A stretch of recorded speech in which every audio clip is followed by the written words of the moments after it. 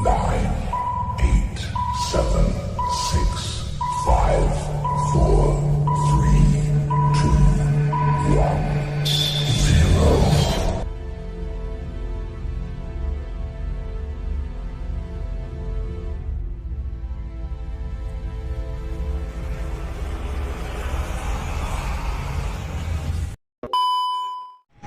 Assalamualaikum warahmatullahi wabarakatuh. Kami dari kelompok 2 akan menyelesaikan tugas final mata kuliah teori dakwah, di mana tugasnya merupakan suatu pelaksanaan observasi meliputi medan dakwah.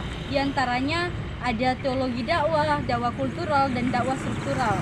Nah, kami dari kelompok 2 ini yang beranggotakan saya sendiri Nur Faika Ghazali, dan di belakang saya ada beberapa rekan, yaitu ada Mubayyinah Aslan, Wafia Waris, Ahmad Sabri Yahya, dan Sahiruna. Kali ini kami berada di Sekolah Tinggi Agama Islam Negeri Majene, yang sebentar lagi kami akan menuju ke lokasi di mana kami akan melakukan observasi, yaitu di Salepah, Kecamatan Banggai, Kabupaten.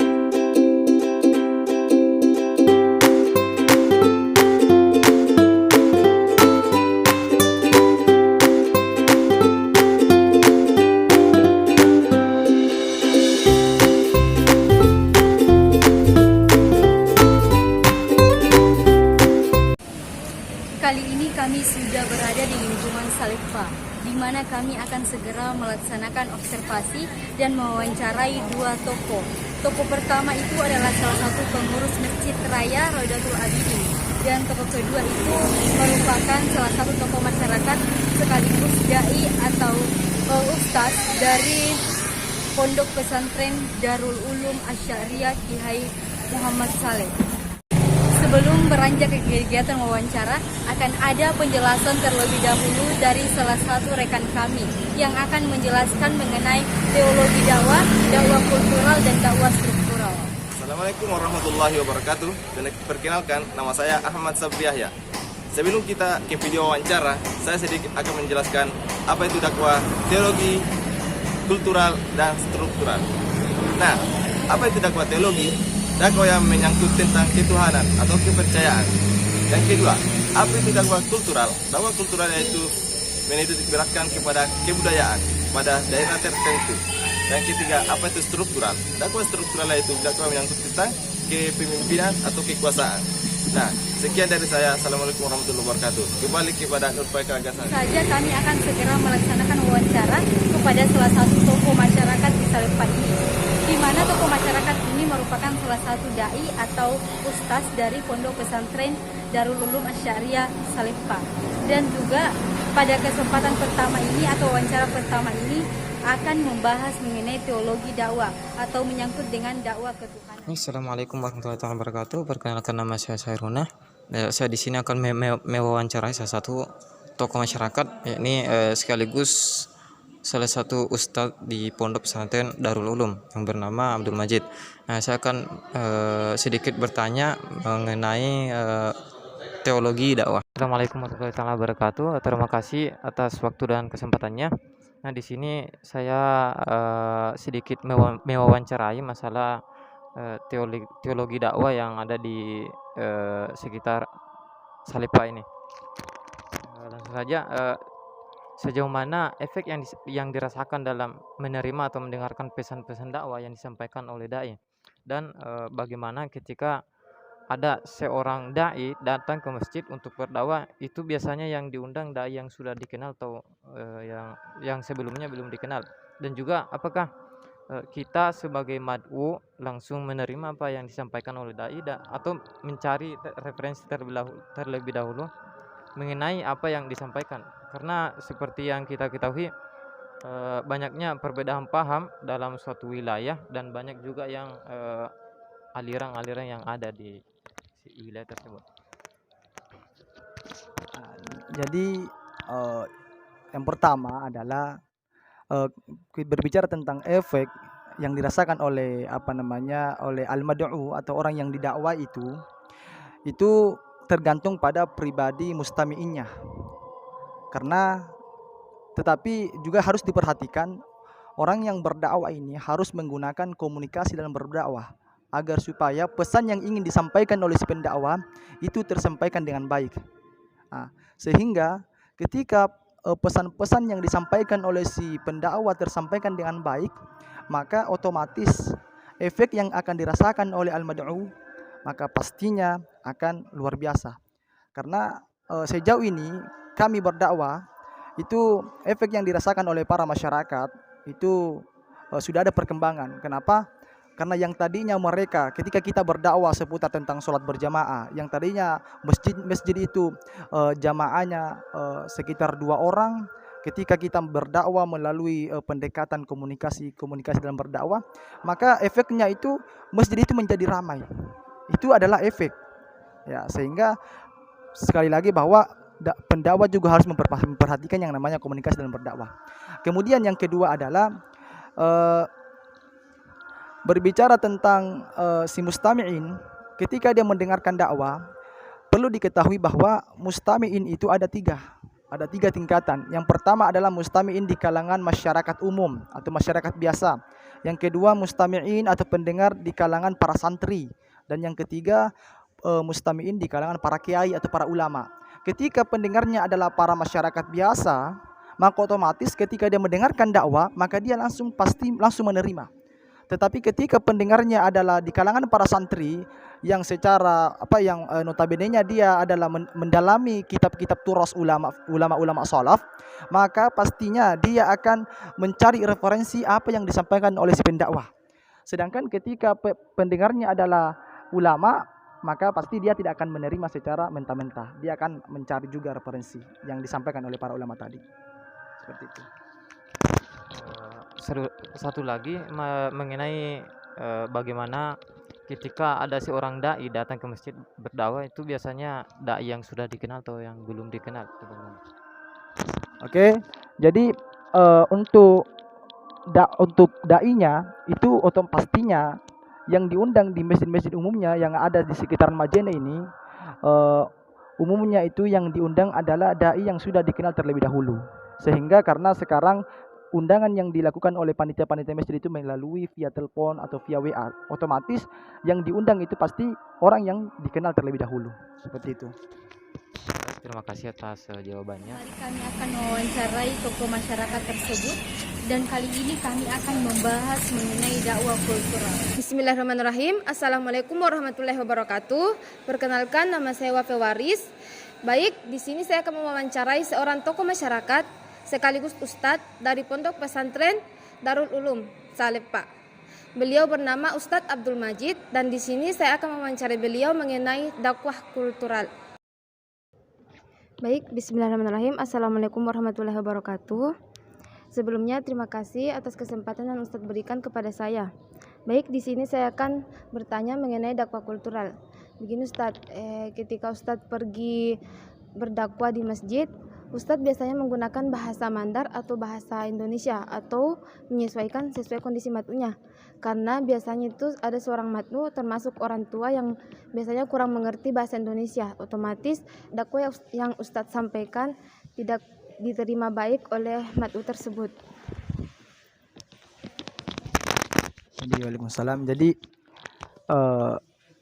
bahasa yang kami gunakan atau komunikasi dalam berdakwah yang kami gunakan, ada satu komunikasi yang dikatakan dalam Al-Quran mengatakan bahwa qaulan ma'rufah atau komunikasi yang tersampaikan, komunikasi yang diketahui oleh banyak kalangan. Jadi ketika berbicara tentang komunikasi apa yang para pendakwah gunakan ketika berdakwah, maka jawabannya adalah pastinya dilihat dulu kondisi mustami'innya. Siapa mustami'innya? Apakah pendengar yang mendengarkan dakwah itu adalah dari kalangan rakyat biasa atau orang tua? Kalau pendengarnya adalah dari kalangan rakyat biasa, maka otomatis bahasa yang digunakan itu adalah bahasa yang rendah atau bahasa pakapung atau istilahnya bahasa Mandar. Tetapi kalau mustami'innya atau pendengarnya adalah dari akademisi, maka otomatis bahasa yang digunakan atau komunikasi yang digunakan dalam berdakwah itu juga harus menggunakan komunikasi layaknya akademisi. Sehingga pesan yang akan disampaikan oleh si pendakwah itu pastinya akan tersampaikan. Kenapa? Karena dia melihat dulu siapa pendengarnya. Seperti itu.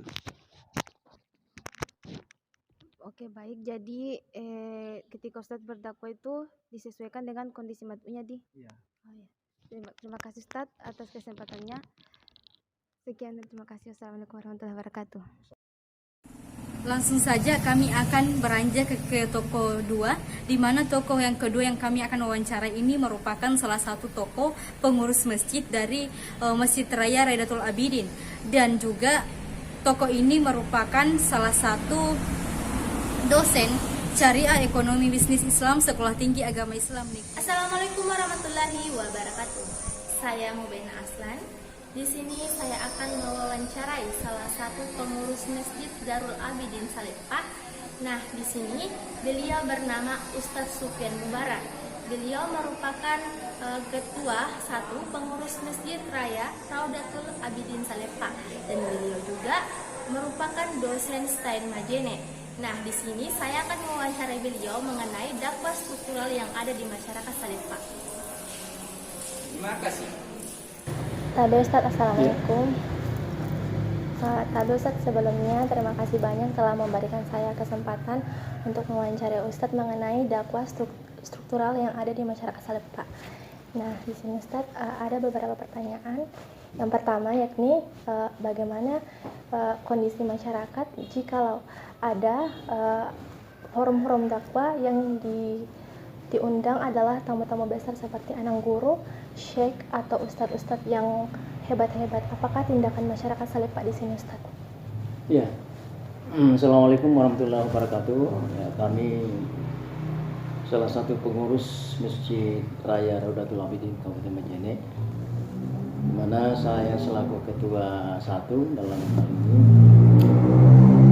mengenai masalah dakwah di Masjid Raya Raudatul Abidin Kabupaten Majene ini. Alhamdulillah sangat antusias masyarakat apabila penceramahnya itu atau penenggur itu datangnya dari luar.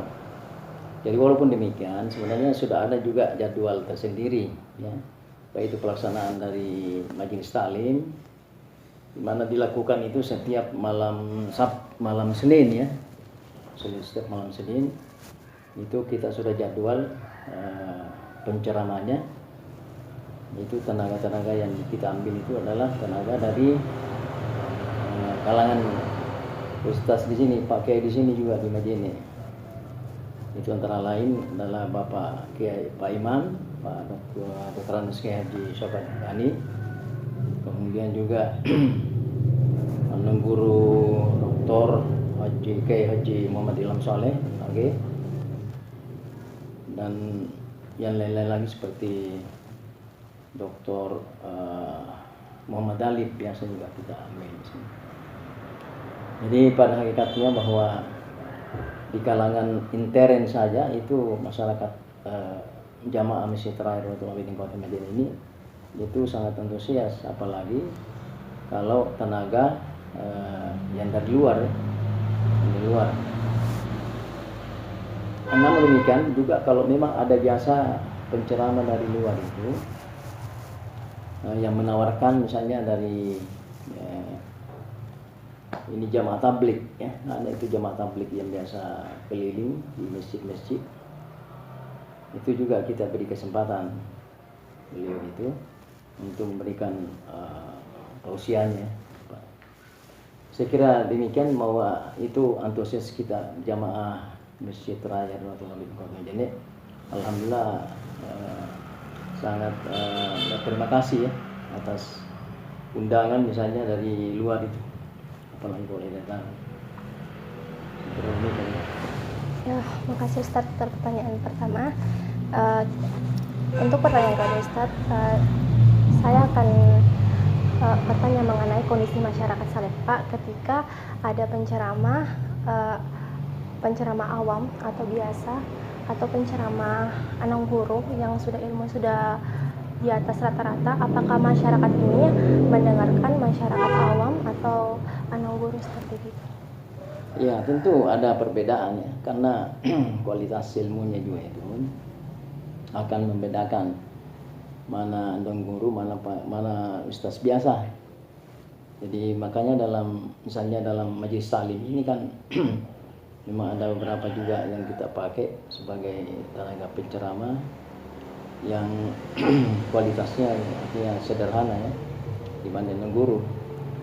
Nah, tentu antusias dari masyarakat jamaah itu akan beda memang, baik beda kehadirannya maupun karena ini yang punya seperti yang punya tarekat ini kan, tarekat misalnya tarekat Qadiriyah ini kan Pak Dr. Muhammad Kiai Haji Muhammad Ilham Saleh, itu jelas itu di muridnya itu datang ya. Jadi kalau dia tahu jadwalnya ada di Masjid Raya, itu jelas murid-muridnya itu yang dari luar juga datang di sini, datang di masjid ini. Nah, dibanding kalau yang ustaz yang awam, yang biasa, itu paling tidak ya jamaah sendiri saja yang ada di sini. Jadi tidak ada tambahan dari luar maksudnya. Jadi jelas ada perbedaan di situ, baik itu untuk kehadirannya maupun kualitas dan kuantitasnya itu jamaah. Ya, saya kira begitu. Terima kasih Ustaz telah meluangkan waktu untuk mewawancarai. Sebelumnya kami dari Prodi KPI 1 sangat-sangat berterima kasih Ustaz. Ya, saya kira ya saya juga berterima kasih kepada anak-anak sekalian dari mahasiswa KPI ya, Prodi KPI Stahil Majene. Saya juga sebagai juga tenaga pengajar di sana juga ya, di SEBI, di Syariah dan Ekonomi Bisnis Islam. Saya kira begitu, dan terima kasih juga atas kedatangan saudara-saudara anak-anak sekalian mahasiswa Prodi KPI Stahil Majene. Baik Bang, Assalamualaikum. Waalaikumsalam warahmatullahi wabarakatuh. Terima kasih Bang telah memberikan waktunya sekejap untuk mewawancarai mengenai seputar maulid di lingkungan Salepah ini. Ya, ini Bang, maulid di sini apakah diadakan setiap waktu dan kapan dimulainya? Kalau untuk memulainya setiap masuk Rabiul Awal diadakan di sini. Namun kemarin ini selalu terlambat. Sudah bukan lagi Rabiul Awal. Mungkin ada lebih tahu persoalan maulid itu sendiri. Itu mungkin saya bisa jawab. Tetap diadakan, ada guru dipanggil untuk pertama barisan dulu, kemudian ya termasuk secara resmi lah ada pemerintah yang. Berarti saat maulid di sini, ini anang guru maipange masa-masa nih Mas ini? Enggak juga. Itu yang diundang. Oh, yang diundang kemarin Bang. Iya. Berarti menurut Pitata Lauponto, ini maulid bagaimana nilainya di mata masyarakat? Nilainya di masyarakat, untuk masyarakat di lingkungan sini bukan lagi hal yang baru, ya. Artinya kalaupun ada Pak Kiai, Pak Ustadz yang memberikan, itu hanya mengasah apa yang diketahui. Yang jelas diadakan maulid setiap bulan Rabiul Awal setiap tahunnya gitu. Ya, ini Pak toh kan maulid diadakan di sini Pak setiap Rabiul Awal. Iya. Ya. Apa pesan moralnya Pak maulid ke masyarakat? Pesan moral, makanya saya bilang tadi tinggal mengasah warga masyarakat tentang maulid itu sendiri. Kehidupan Nabiullah Muhammad SAW itu yang di ini, nggak ada yang. Berarti mencerminkan di kehidupannya Rasulullah. Itu mengasah, makanya saya bahasa mengasah karena hampir setiap dalam belajar di ini ada begini kehidupan Rasulullah, begini. Jadi itu para ustaz, para kiai yang berceramah itu tinggal mengasah apa yang mereka ini, hubungannya ke ini, bagaimana ke pemerintahannya Nabiullah Muhammad SAW, bagaimana itu gitu. Nah, tentang kehidupannya beliau. Ya, sekiranya itulah wawancara yang dapat kami Pak, menurut sepengetahuan Bapak di sini, apakah di lingkungan Salepah ini ada sekelompok orang yang melarang kondisi maulid? Jadi untuk di sini belum ada. Alhamdulillah hari ini belum. Makanya saya cerita tadi, apa yang dilakukan nenek moyang kami di sini, itulah yang hampir ini.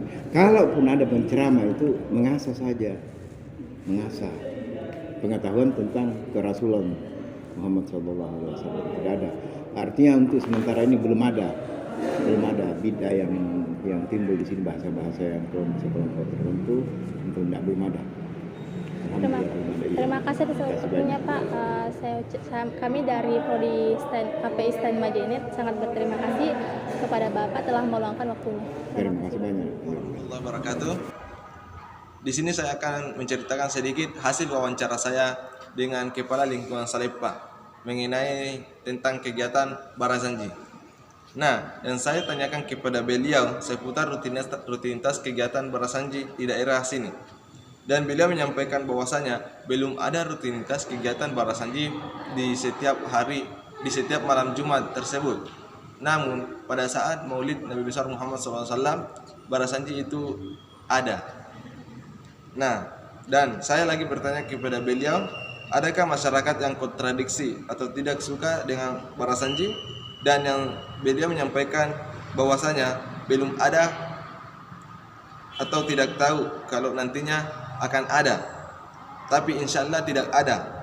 Karena di Saleppa ini bisa dikatakan tempat para anak guru ataupun kiai yang sangat cinta kepada Barazanji. Nah, sekilas info. Di sini saya akan sedikit menceritakan mengenai kehadiran jamaah tabligh di lingkungan sekitar. Karena biasanya ada beberapa lingkungan yang tidak menerima kehadiran jamaah tabligh karena ada hal tertentu. Tetapi berbeda dengan masyarakat Saleppa. Berdasarkan informasi yang saya dapatkan dari Kepala Lingkungan Saleppa, bahwasanya masyarakat Saleppa ini sangat menerima dengan baik atas kehadiran jamaah tabligh. Karena menurut beliau sendiri, hal tersebut sangatlah bagus. Apalagi dari segi dakwahnya yang selalu menyertai masyarakat sehingga masyarakat berbondong-bondong datang ke masjid. Assalamualaikum warahmatullahi wabarakatuh. Alhamdulillah pada hari ini kami telah mewawancarai salah satu tokoh masyarakat, tepatnya kepala lingkungan di Saleppa. Nah, di sini saya akan sedikit menyampaikan apa yang telah diwawancarai tadi tentang ziarah kubur, karena biasanya ada yang tidak melaksanakan ziarah kubur ini di berbagai tempat. Nah, namun untuk di wilayah Saleppa ini, alhamdulillah semua orang melaksanakan ziarah kubur tersebut. Nah, di sini saya sudah mewawancarai kepala lingkungan Saleppa mengenai tradisi ziarah kubur, dan pada dasarnya ziarah kubur yang dilakukan di lingkungan Saleppa ini masih sangat dilestarikan berdasarkan informasi yang telah dipaparkan. Dan sepengetahuan beliau, para anak guru di sini masih sangat melestarikan hal tersebut. Pada hari ini saya telah mewawancarai Kepala Lingkungan Saleppa mengenai hal-hal apa saja yang menyangkut pamali. Beliau menyebutkan bahwasanya pamali itu diantaranya duduk di atas bantal dan duduk di pintu saat makan. Nah, beliau juga beranggapan bahwa pamali yang ada di Saleppa ini tidak jauh berbeda dengan pamali-pamali yang ada di daerah-daerah Mandar. Namun ada satu pamali yang dikatakan, yaitu ketika melaksanakan tahlilan 40 haruslah menyembelih seekor kambing atau sapi. Nah, di sini beliau beranggapan bahwasanya adanya pamali dalam hal tersebut karena disebabkan banyak orang yang tidak mampu untuk melaksanakannya. Jadi, jika dikaitkan dalam Islam, maka lakukan yang tidak memberatkan saja. Sekian, itulah tadi paparan dari hasil observasi kami. Terima kasih. Assalamualaikum warahmatullahi wabarakatuh. Sekian dari hasil observasi kami di wilayah Saleppa, Kecamatan Banggai, Kabupaten Majene mengenai tren medan dakwah, diantaranya dakwah teologi, dakwah kultural, dan dakwah struktural. Sekian dan terima kasih. Wassalamualaikum warahmatullahi wabarakatuh.